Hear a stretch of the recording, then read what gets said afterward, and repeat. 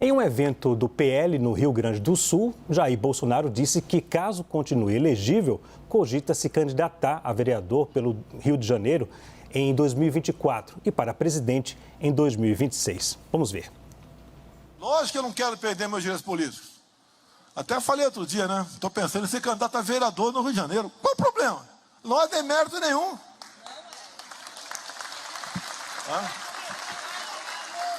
Até vou me sentir jovem, que geralmente, né, a vereança é para garotada, para o mais jovem. É o primeiro degrau da política. 2026, se estiver vivo até lá, e também elegível, se essa for a vontade do povo, a gente vai, disputa novamente a presidência. E só como curiosidade, o presidente do TSE em 2026 será Cássio Nunes, que eu indiquei. O vice-presidente do TSE em 26 será o terrivelmente evangélico André Mendonça, que eu indiquei. As coisas mudam. Será que a preocupação com essa mudança antecipa essa vontade de... Olha, ele se reuniu com embaixadores. Bem, vamos conversar, analisar um pouco essa fala do ex-presidente Jair Bolsonaro hoje no Rio Grande do Sul. Eu vou começar com a nossa colega que está lá em Brasília, Tainá Falcão. Tainá, muito boa noite. Como é que você avalia, Tainá, essa fala do ex-presidente um dia após, né, digamos assim, aliás, foi ontem, anteontem, que começou ontem o julgamento e foi suspenso, vai ser retomado semana que vem. Como é que você avalia essa fala do ex-presidente um dia após?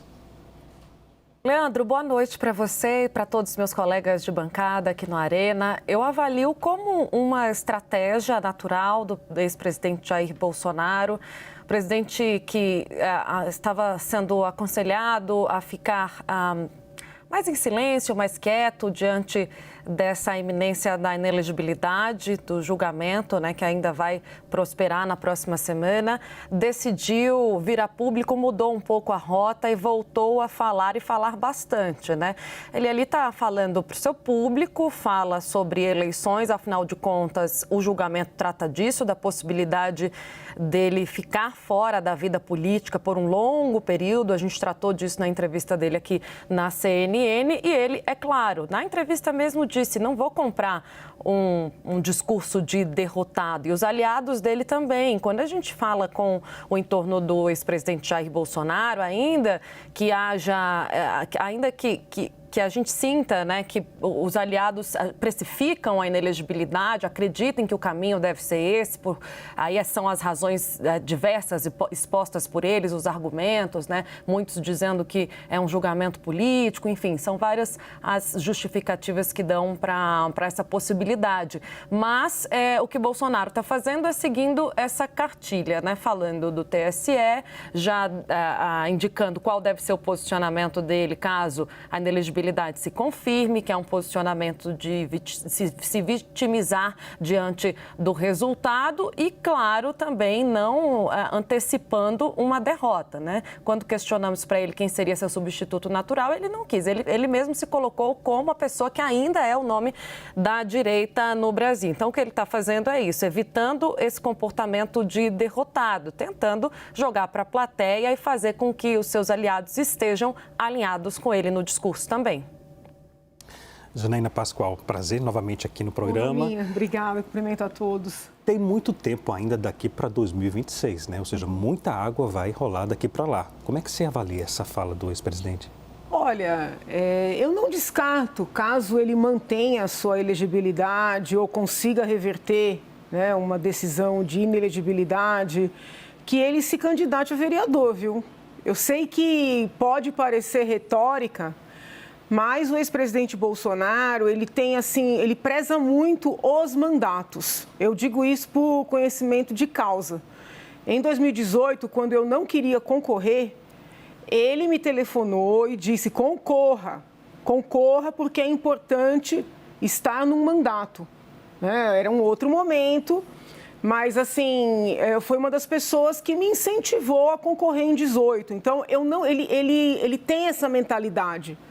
Basta ver como ele orientou os filhos, ele entende que é uma proteção jurídica. Então, eu não descarto que o presidente concorra a vereador, seja para estar no mandato, seja até para justificar essa luta por sua elegibilidade, seja para fazer uma bancada grande na Câmara, no Rio de Janeiro. Eu não descarto. Interessante, Janaína, porque pelo menos a maioria dos políticos em Brasília, quando consegue chegar a um cargo alto, não necessariamente apresenta a República, presidente da República, mas nunca se candidata a um cargo menor, né? Olha, eu acredito de verdade nisso que ele falou. E acredito também que ele está arrependido de não ter saído a senador. Eu disse para ele na época, saia senador. E aí, infelizmente, ele decidiu insistir na presidência, deixou de apoiar um candidato. Se o presidente tivesse concorrido ao Senado, ele seria hoje senador e, por exemplo, Tarcísio seria presidente. Eu não tenho dúvida disso. E ele já demonstrou reconhecer esse fato.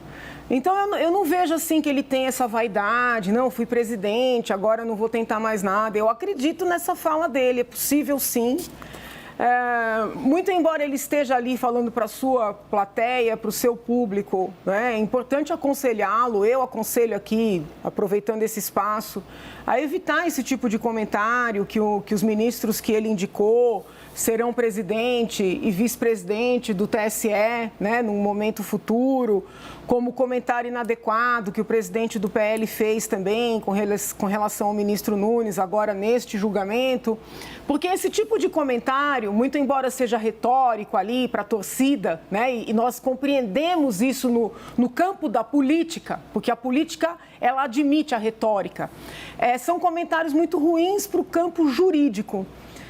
Não é impossível que um magistrado, para mostrar sua independência, fique numa situação dessa, obrigado até a ter um comportamento mais duro. Compreende? Então, não é aconselhável, né? Se ninguém aconselha o presidente, eu faço isso aqui. Não tenho mais oportunidade de conversar com ele, nós realmente nos afastamos por uma série de questões, mas falo aqui publicamente, não é um comportamento adequado, não é aconselhável e pode ter o efeito inverso. Pode acontecer de amanhã, se eventualmente ele estiver com seus direitos, um desses ministros tenha que ter uma decisão contra ele para mostrar a independência. Isso é ruim. Sila, obrigado pela presença novamente aqui. Você concorda? Qual a sua avaliação? Boa noite. Tudo bem? Boa noite a todos. Olha, eu entendo que política é perspectiva, né? Então, um político que não vai sair candidato, que não tem uma perspectiva de poder, ele vai sendo abandonado pelos seus pares e pelos eleitores. Então, eu vejo o discurso do ex-presidente muito nesse sentido. Ele está às vésperas de se tornar ali inelegível e ele está dizendo que sim, vai continuar sendo candidato até para que as pessoas possam torcer para ele. Agora, eu queria chamar a atenção para um dado de pesquisa que a gente fez pelo Instituto, pelo Zeitgeist Public Affairs, que é uma junção ali do Locomotiva e do IDEA, em que a gente via ali que 75% dos eleitores do Lula, dos eleitores que votaram em Lula na última eleição, consideram que Bolsonaro sim é culpado e deve se tornar inelegível. Apenas 29% dos eleitores que não votaram em nenhum nem outro acham isso. Agora, apenas 7% dos eleitores de Bolsonaro consideram ele culpado. Então, ele está falando para essas pessoas, né? Isso eu concordo plenamente, não há a menor dúvida de que ele está falando ali para os seus eleitores, para a sua bolha, para os que torcem por ele. Vitor Irajá, obrigado pela presença também no CNN Arena. Sua avaliação é essa? Pode discordar, não tem problema. Posso discordar. Vou começar, na verdade, concordando com a Janaína, que acho esquisita, né? A primeira manifestação que eu acho estranha da fala do presidente é exatamente ele elencar os dois ministros que ele indicou para o Supremo Tribunal Federal como presidente e vice-presidente do TSE em 2026. O que parece, de fato, ele confia que, exatamente por ter indicado os ministros, esses ministros devam algum tipo de, fazer algum tipo de deferência ao presidente, ao ex-presidente. Em paralelo, eu achei muito esquisito também ele admitir que seria candidato a vereador, né, um cargo pequeno, por que não? Exatamente para se manter nos holofotes, se essa for a intenção do presidente, se manter no debate público, concorrer, por exemplo, a prefeito do Rio de Janeiro, né, dado que ele tem base, ele tem ainda penetração perante parte do eleitorado, e acho que recebo com estranhamento essa fala de que eu poderia ser candidato a vereador. Porque... Posso falar sobre isso? Por favor. Posso? É porque é o seguinte, se ele sai a prefeito, é muito ruim politicamente e em termos de compromisso com o eleitorado, ele abandonar um mandato de prefeito, que é um mandato executivo, para concorrer à presidência na eleição seguinte ou para concorrer ao Senado, que é uma possibilidade bem real para ele. Se ele sai a vereador, além de ele participar do pleito, de ele ter ali aquela proximidade, ele faz uma bancada grande. Mas num cargo pequeno, né, num posto pequeno como de um vereador, um homem que já foi presidente da República, isso não pode depor exatamente contra ele, Janaína? Até perante a eleição de 2026, por exemplo? Talvez pela mentalidade preponderante, sim, mas não pela cabeça dele. Eu realmente acredito que ele disse aquilo com honestidade. Você pode participar do debate público de outras formas. Foi o que eu falei.